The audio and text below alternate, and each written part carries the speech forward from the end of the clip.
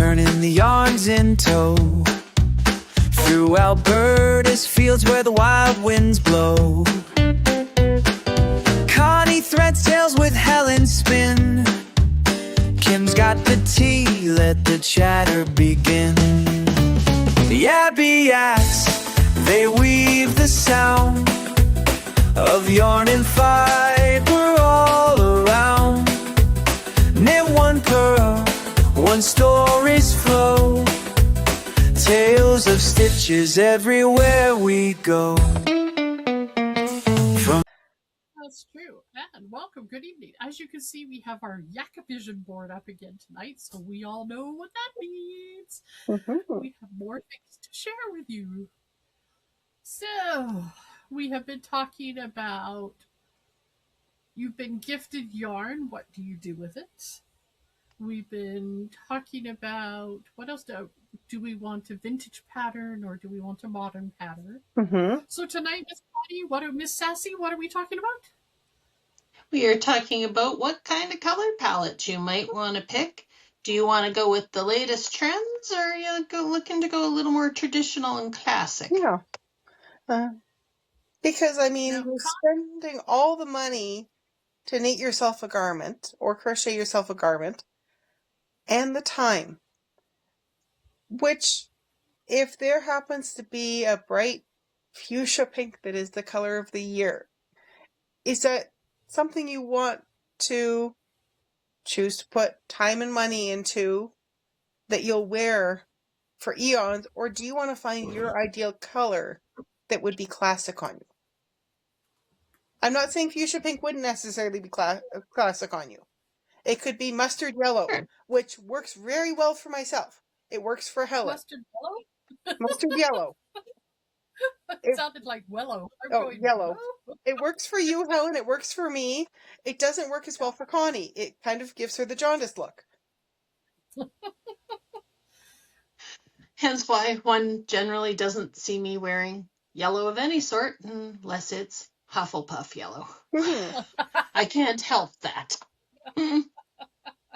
She will sacrifice for some things. That's right.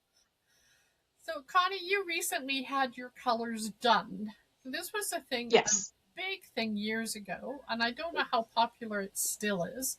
So I was surprised to hear that you went somewhere and had your colors done. Partly because anytime they do my colors, they never can really seem to determine what season or whatever.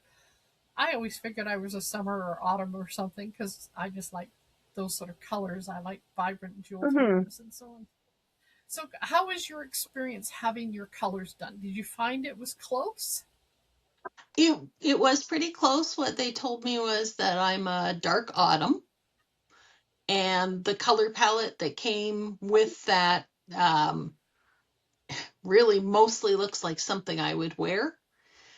My natural choice for wardrobe is navy, burgundy, dark green, teal blue, purple in every shade. Purple being my favorite, but yeah, purple, like those are traditionally colors, chocolate brown, like those are the colors I generally wear. So when it comes up with a palette for me that includes those colors, that makes sense to me. I would have been far more surprised to see either, like a heavily orange and yellow palette or a really pastel palette, because I need a little more color than that. So our Miss AI, Baby Yak, has been playing with her AI. So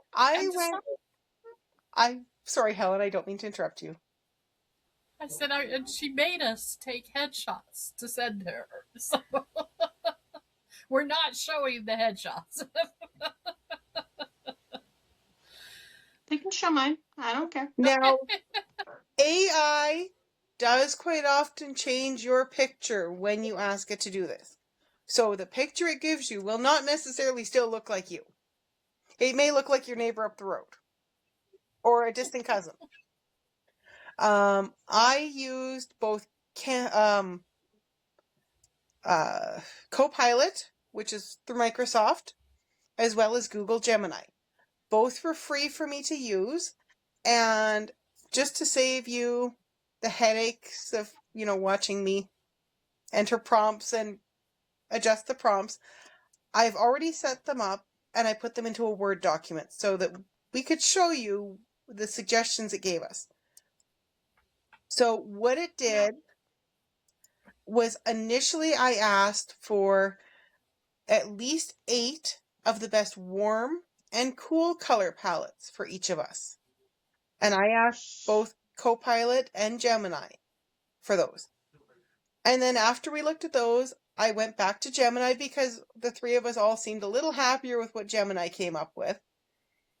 And I asked it to give just our ideal color palette. Now for me, it did not work. It decided that coral pink was one of my ideal colors. Or coral Oh, you have orange. to show the picture. You have to show the picture. Okay, let me. Somehow I think that the AI doesn't understand what a redhead is. I you need think to it was train it on struggling. So Now, just the only reason we sort of doing this was, yes, there's some beautiful colors out there. We all have certain colors that we really like, but we thought, well, why not take a look at our colors, quote unquote, and maybe be challenged to try some and go, well, I never would have thought of trying that color. So here are the color fails to start. Helen, feel free to insert music over top of this. Sad music, sad. Yeah, music. I'm thinking more of the Benny Hill one. I was thinking more the funeral dirge, dun, dun, dun, dun. This was what it originally said. For some reason, for me being a redhead, it always wants to give me a warm spring. The colors at the top are great. Apparently my ideal color palette, though, is not.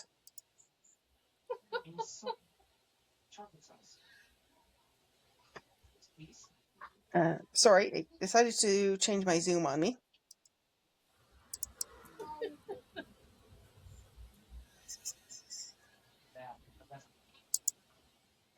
And then I asked it to try again. And it gave me a cool winter, which some of the colors, okay, I will happily wear. The greens I'll wear, the blues I'll wear. The pinks, not so much. The iced lavender color, probably not so much. White is not in my color repertoire because I like coffee and I'm a klutz. And then I asked it to try one more time, and I told it I was a redhead. And it decided to change my hair color. And again, some of the colors are ones that I would wear. I've worn. Yes, that's what it did when I said, please tell it that you're a redhead. Yeah. It's all Sassy's fault. Yep, that's my Apricot fault. is not a color I typically gravitate towards. Neither is salmon pink. So, that being said, I'll show you what it came up with when we were not getting quite such interesting results. And did you just happen to know what the color of the year was this year? I don't. Did you look it up? I looked it up. And The color of the year is called Cloud Dancer. okay. It is a lofty, airy white. Okay. Oh, okay. Not a color a lot of us were. Okay, so What is that? The Pantone color of the Yeah, year? the Pantone color. Yeah, Pantone color. Oh, interesting. Every year Pantone, which is the company that releases all of the color swatches and are the true colors. Yeah. Like if you go into any graphic program on your computer, it gives you a funny color number. This can be a combination of letters and numbers. yeah, the hex Those are code. Pantone colors. Yeah, those are Pantone colors. And so those are the true colors. And so every year Pantone releases their color of the year. And sometimes it's a brand new color, sometimes it's a color they already have. But this year apparently it's Cloud Dancer. So pretty day. Hmm. Yeah, I wasn't expecting you to say it was white. No, neither was I. For some reason I didn't realize it was white. Oh, here's mine. Okay, here So, we go. you can see, as I said, it does change the pictures. This side of the screen is Copilot. This side of the screen is Gemini. And then the next picture is the ideal color palette.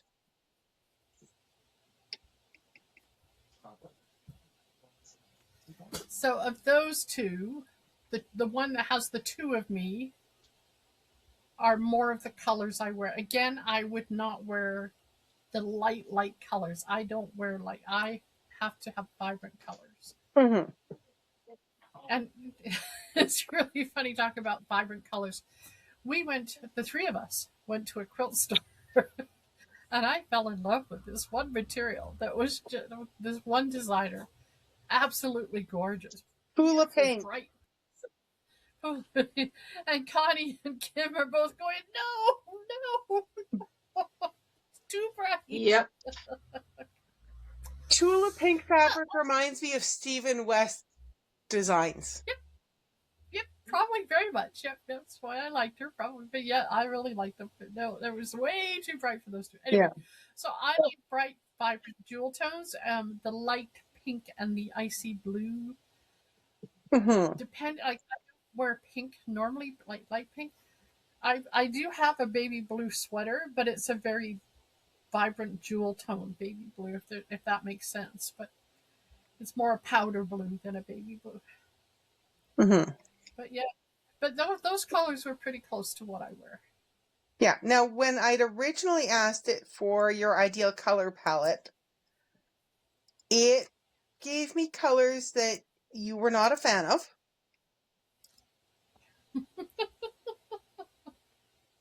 The top ones weren't bad. The neutrals. I mean, they're neutrals. They're neutrals. Accent colors, the majority of them were not shades you would typically wear simply because they're not vibrant enough. Except for maybe the slate blue, the teal, the coral. The bottom ones. Yeah, the bottom ones. So I went back into Gemini and I said, okay, try again. She likes jewel tones. And this is the palette it gave us. And those are the colors. Now, it's interesting, though, because there's not a surprise. Like, I was thinking when we started this exercise that maybe there would be a surprise that sort of was a color that you'd sort of go, oh, I never thought about wearing that. Mm-hmm. And I haven't been surprised yet. Like I said, the one thing that everybody seems to try and put me in is like the ruby red, the bright reds. Even my mom tried for years to get me to wear red, but I am naturally red or ruddy in my complexion. And so the thought of wearing red to accent how red I am to start with.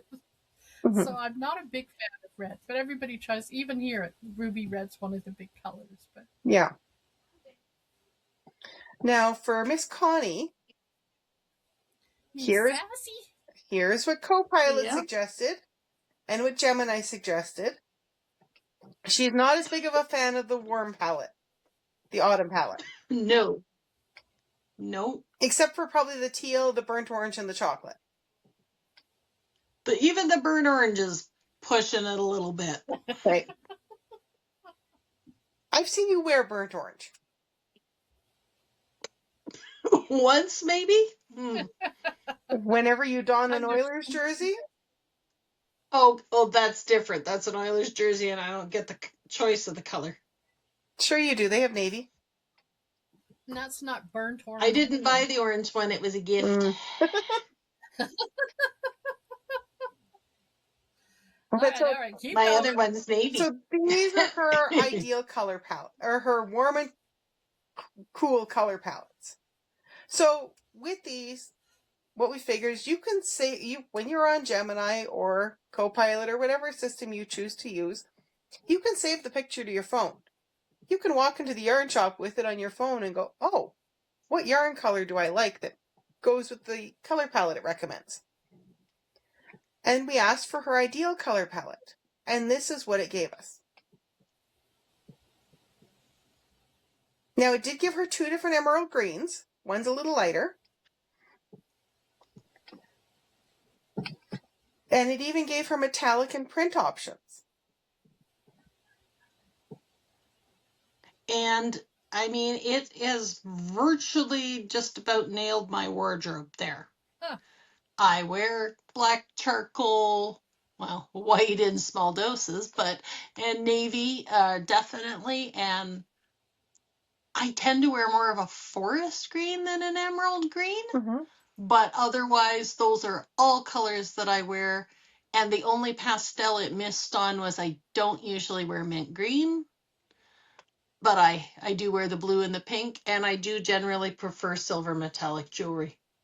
So it pretty much nailed my vibe. So either I am really good at picking out colors, ha ha ha, or it's reading my mind somehow. I don't know, but that looks like my wardrobe. Really, it does.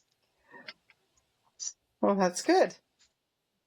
So Yeah. So I don't know. I feel like I had the most success with that. And then, well, I'm not saying mine wasn't a success. I mean, I know we sort of jury rigged it a little by telling it I prefer brighter colors, mm-hmm. but essentially it was the same colors but with different tones. Yeah. I mean, so the coloring itself, like I said, I was just surprised because I seriously thought there might be something in there that would make me go, oh, I would never have thought of wearing that. Yeah. But so far, no. So No. these 66 years of life has taught me something. Wear what you like. It does seem to struggle a bit with redheads. I'm not sure why this is called charcoal cool. Because it's But- cool. Yeah. These are colors, well, these are colors I would wear with the mustard. And these ones are what I would wear. My grandma was a redhead, and she was of the belief redheads should only be seen in green or blue. So that kind of I got mean, embedded. I like a redhead in blue, but I also like them in purple. Mm-hmm. It's got to be a pretty blue purple, but Yeah. Yeah, you gotta have blue undertones, yeah. Mm-hmm. Well, it's like reds. I don't typically wear reds unless I can find one of the deep reds that has the blue undertones. Exactly. You need that blue to counteract the red hair. Coral pink, I don't know what it's thinking. I'm thinking it doesn't know what a redhead is, So I asked for... as evidenced by what it did to your hair when you told it you were. So I had Yeah, re-asked it for interesting, isn't it? a jewel tone palette for me. This, with the exception of probably these 3 colors, is what I tend to wear in my wardrobe.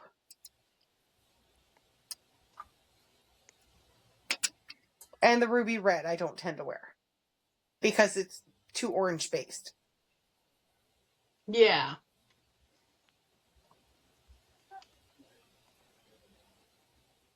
But Connie, otherwise, just out of curiosity, were you always dark as you are now?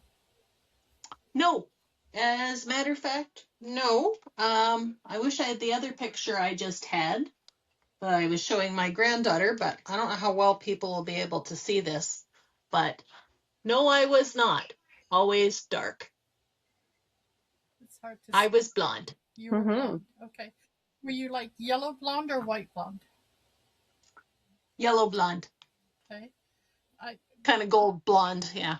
Kim, I'm going to assume you've always been a redhead. Most redheads are redheads. I for have life. always been a redhead, and actually the picture we laughed at for how orange it made me, that was probably about the shade of my hair when I was younger. Okay. You've seen pictures, Yeah, 'cause Connie. Redheads are usually, well, yeah, and redheads are usually have much more intense red hair. I mean, when I look at, my husband is also a redhead. Mhm. And when I look at his pictures from when I met him versus now, his hair is very similar to Kim's in color now, but it was Yeah. definitely way more red than My that. sister, Right. Many, many moons my ago. sister had deep red hair, and she is almost blonde. Yep. Huh. Yeah, redheads go blonde before white instead of gray. Yes. The men in my family all have almost black hair. It is such a dark brown, and grow red facial hair. My eldest son had red hair when he was child. He has switched. His hair is not quite as dark as mine now, but it's very distinctly not a redhead's hair, and his facial hair is red. And even my younger son, whose hair is the same color as mine, grows facial hair that has a very distinct red tint to it. Wow. See, as a child, Actually, his hair is unique because, well, I find it unique, both the boys, but more so the younger one. When you look at his hair, every single strand is a different color. Yep.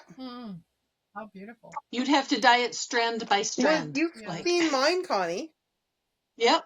Yeah. And his is even more pronounced because he's got more variety of colors. You've got a number of the reds in there. But I even have dark purple in mine. yep. But Yep. I had a hairdresser that we used to go to, and she loved it when I came in. She'd have clients that wanted to be dyed red to look natural. So she would stand there, and she would do this, and go, look at the colors. This is why I can't dye your hair to look natural. Not unless you're paying it to dye Yeah. one strand at a time. Exactly. When I was a child, I was white blonde. Okay. A friend of mine was growing up too. She was white blonde growing up, and then she still stayed fairly fair blonde, but it did get a lot darker as she got older. Yeah. I went to a golden blonde when I was in my teens, and it would be because I had long hair for most of my life. And so when I put my hair up, it would almost look like a hairpiece because the ends of my hair were still light blonde.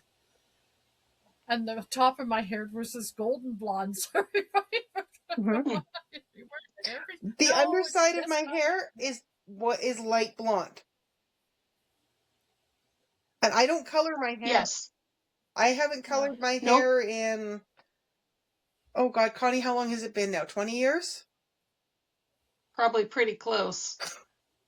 Yeah. I used to color mine because it lost all color. It had basically was no color. Mm. I used to call it this mousy, ucky non-color. It wasn't brown. It wasn't gray. It just was red. So I would dye it Mm-hmm. just to give myself color. Then one day I sort of went, forget this. People just have to take me as I am. And as I've gotten older, my hair has gotten lighter, but not necessarily blonde. I mean, not necessarily white. It's actually going into that white blonde again. Mm-hmm. It's really funny. It's funny how hair is weird. It really is. But yeah, and complexions. Like my daughter is beautiful dark auburn hair, but pale porcelain skin. Like she just has this beautiful skin, and it's like, oh, not like the farmer you have for a mother.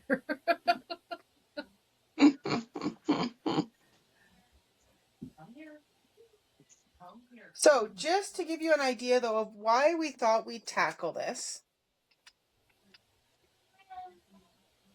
Let's see. Oh, this one's 2023.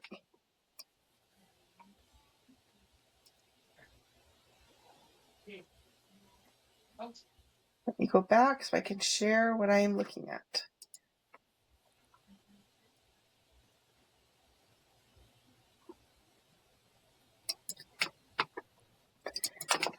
These are the colors of the year from 2023 going back. So in 2023, if I had wanted to make a sweater in the color of the year, it would have been vivid magenta. In 2012, it would have been tangerine tango. 2019 would have been the coral it likes for me. For you, Helen, 2016 would have been rose quartz.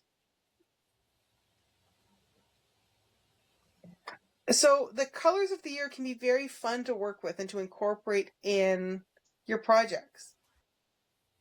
But they're not necessarily a color you want to make the feature of your wardrobe, if that makes sense to say. Yeah. They might make a beautiful accent color, but that might not be the best color, especially if, depending what you're making, if you're making a hat or a cowl or a shawl or scarf or something, you may not want that by your face. Yes. But for mitts, it might be fine. Yeah. So, yeah, I mean, you definitely have to take into account what are you making as well. I mean, I likely wouldn't make myself an orange hat, but I might make orange socks. Yeah.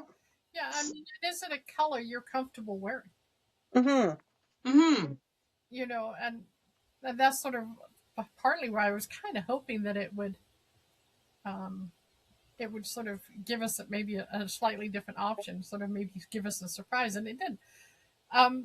Which is good, I guess, because like you know, you wear what you're comfortable with and what you like. But it gives you a new way to explore color. Yeah, it does. And if the color of the year is the color you like, or maybe it's one of the colors that's recommended and you've never worn it before, then use it as an accent color. Yeah. Don't make the whole outfit, Mm-hmm. the whole project in that color. And you may not like it when it's finished. Yeah. Or if you want to experiment with the color and see how it looks closer to your face, make a cowl or something. Yeah. Yeah. Where it's a single skein project. Yeah. Embrace the single skein. And, yeah, pretty much.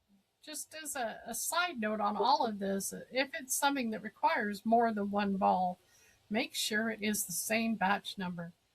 Yes. Because it can change, you know, even though it's supposed to be a Pantone color and it's supposed to be a standard, just like everything else, it's a fiber and it absorbs dyes and stuff in different ways, which is why it's always important to check your batch numbers. Yeah.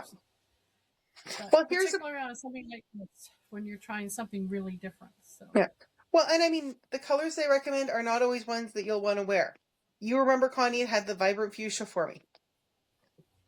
Yeah. Here you go. Oh, yeah. Vibrant fuchsia. Yeah. No. Not my color of choice. Hello. You're not going to lose Vibrant me in a dark room. over here. Yeah. Yeah. Vibrant fuchsias over here. Yeah. Yeah, this side of the room. This side of the room. That's right. So yes, we thought we'd explore color theory tonight. And I mean, if you're looking for colors that go with... Not really color theory, but well, color selection. Color selection, yes. And I mean, if you don't know what accent color to use with your color of choice, take a picture, put it in AI, ask what it suggests. You'll be amazed what it comes up with. It might not be a color you've considered. Or if you've got something really bold like your fuchsia there, I mean, maybe you pair it with a neutral. Yeah.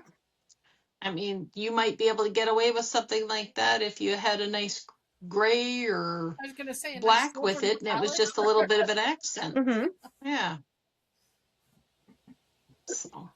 Yeah. Yes, I would probably pair it with black and use the fuchsia as an accent tone. Yes, absolutely, yeah. No, other way around. Okay, well, I like black. I'm, You know you like black.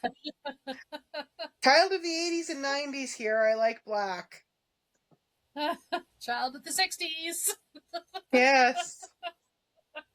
I'm a child of the 70s and 80s, and I like fuchsia. Yes. Must be something to do with all that neon being all in. the psychedelics. I have childhood pictures of me wearing fuchsia pink. Now, it had Couch Patch Kids on it, but it was fuchsia pink. With another redhead, because I have one of my oldest friend, or my longest friend, is also a redhead. So everyone has always thought we were related. To the point at her wedding, one of her cousins couldn't figure out how I was related to the family. It probably didn't help that I was sitting with, her parents and grandparents, her grandma, and yeah. And her Yeah, that probably did add some and confusion. her redheaded cousin, who I also grew up with. But our mothers really liked to dress us alike when we were children. See, now that's the problem. My mom told me many, many years ago that as soon as we were old enough to dress ourselves, she would let us pick out whatever we wanted to wear. And she said, inevitably, I ended up with the wildest color choices you could think of, and that's what I wanted to wear. And I did. So I have always liked the wild color. Well, there you go. I like to be different. There's nothing wrong with different. Yeah. So yes, don't be. I mean, and then we come to Yabby Yaks and we come in our gray shirts, our blue shirts. Yeah, white tank top. Yeah. Well, part of that's because that's where the logo shows up. Well, I know. Yes. It's just like blue. If you want, if you buy a fuchsia t-shirt, I can put a logo on it for you.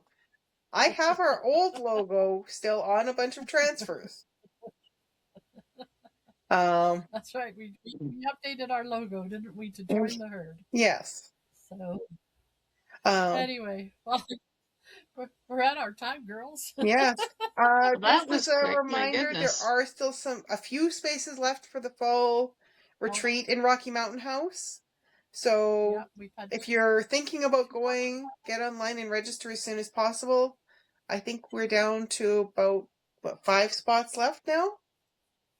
5, definitely. Yeah, at most 5, I would say.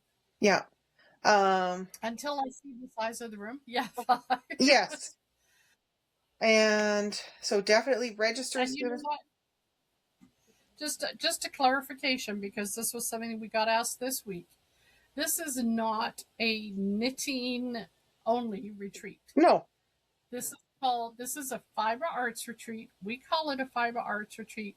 The hotels don't understand that. So when we book it, we tell them it's knitting, and they understand what knitting is. Yes. We don't have to do a 20-minute explanation of what fiber arts are. Yes. If we tell them fiber arts, they're thinking brand muffins and assortment. Yeah. So it's like, okay. So it is called a knitting retreat, but it is a fiber arts retreat. And that came up this week, and we now have some spinners who are joining us, and I think that's phenomenal. That's what we wanted, and we now have space to accommodate some spinning wheels. Yes. So, it's any fiber, embroidery, cross stitch. So cross stitching tonight. So. Yeah. Cross stitching tonight. I was felting earlier. I didn't want to continue felting while we were talking because I didn't want to felt through my fingers. Yeah. I'm still playing with plastic canvas. So it's anything fiber related. So please don't feel like you have to be a knitter or you have to be a crocheter to join us. And, we've said it before, we'll say it again. We've had people come who don't do any fiber arts. They wanted to come be part of the weekend and bought coloring books or bought books to read. You know what? Fantastic. Come and join us. It is a retreat. It is a chance to explore part of our province and have some fun. Yeah. Do some meet some people. Or as Lori from Prairie Fiber put in our blurb today on her Meet the Vendor post, we get up to shenanigans.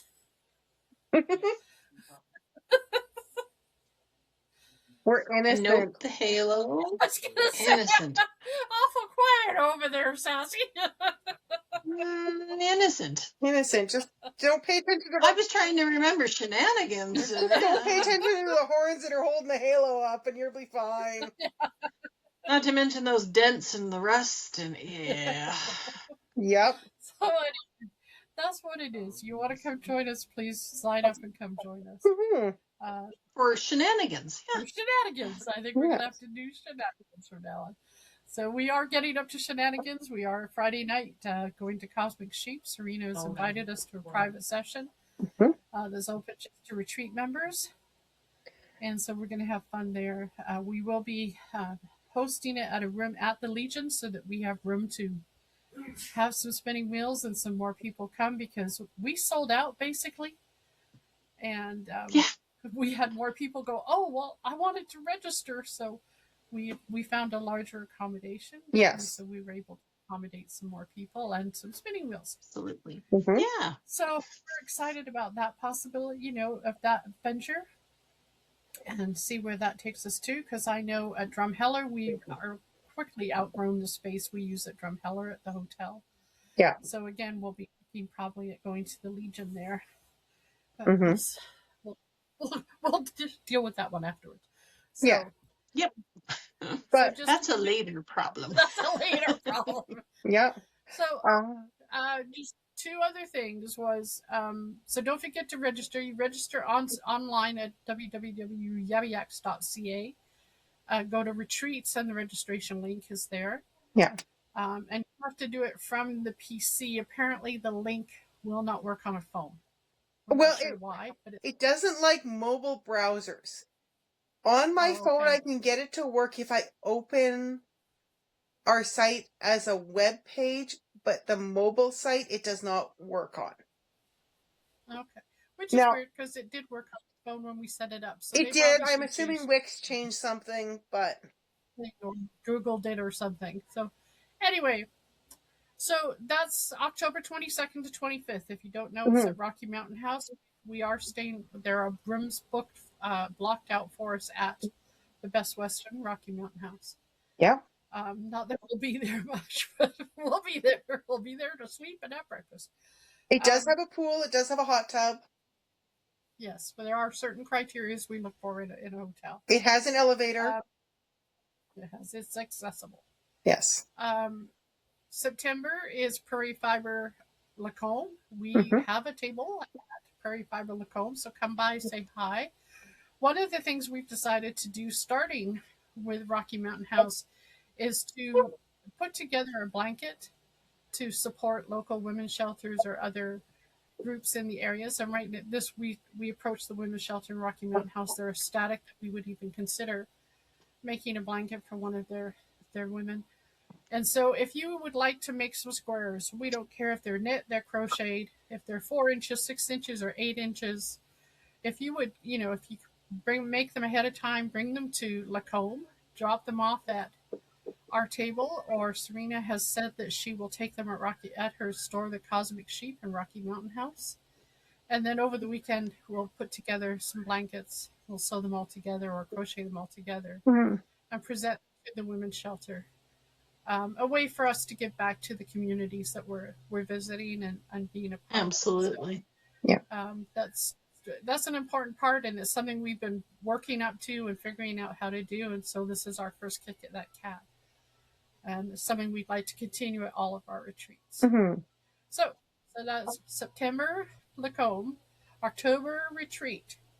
We need your help. We have been asked to host a quilting retreat. We have found a location in Olds, at the Olds College. It would be in February. Would you be interested in attending a retreat? Now, this is not going to be, and this is where Kim and I fight all the time, this is not going to be a standard quilting retreat where you come and sit behind your machine for 3 days. My husband calls them our retreat sweatshops. Right. It's not going to be a sweatshop. There will be some skills. There will be time to work on your project. But we are treating it just like our other retreats, which is a retreat, a time to step back. And so there are other activities that we are planning during those 3 days. So if this is something you're interested in, please email us, comment something, because we just heard back from Olds College that it is available for us to use one of their rooms.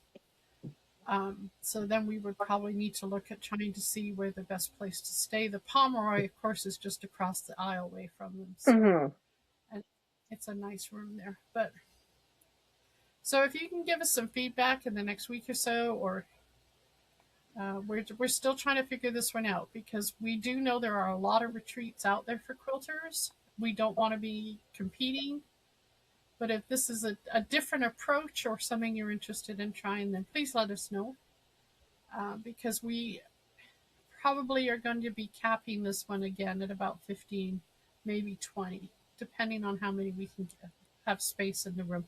The room they've given us looks really good. I just need to get up there and take a look at the sizing. Yeah. Our main concern is just power. Although they have made sure there is power there, though, because if the pictures they sent us, there are plugs everywhere. Yes. And we checked with the electricians to make sure that it would meet our power needs. Yeah. And that's the power for the sewing machines and the irons. Mhm. So we're not going to be knocking out. Yeah. Now, alternatively, we are also potentially looking at a location in Strathcona County. If Right. it turns out that the location at the college is not necessarily going to work. Right. Or if more people want to come up to Strathcona County, or if that's, we'll work it out. Yeah. So Yeah, tell us if you come to one location or the other, or if it doesn't matter. Exactly. And so that's what we're looking at. That's what we need your help with, and we'd appreciate that. So busy time. I cannot believe we're mid-July. Like, where is our summer going? It finally showed It's up, being but now buried under rain. Now it's melting. Now it's muggy. Yeah, I think it's getting washed away everywhere. So share with us your summer projects. We appreciate your help with everything. Something else. There was a third thing I wanted to talk about. Like, But, subscribe, comment. That's it. And yes, keep it up. We are at 79 subscribers. So come on, we want to hit that 80. We need one more to hit the 80. Yes. And if we could hit 100 by the end of the year, we will be ecstatic. Oh, that would be wonderful. So. Absolutely. And yeah, we check all the time. Because, oh no, there's another one. So anyway, have fun, enjoy the weather, stay safe. Mm-hmm. And we'll see you next time. Yes. Connie will polish up her halo, I promise. I'll polish my horns. I'm not touching that one. Wheels are turning, the yarn's in tow. Through Alberta's fields where the wild winds blow.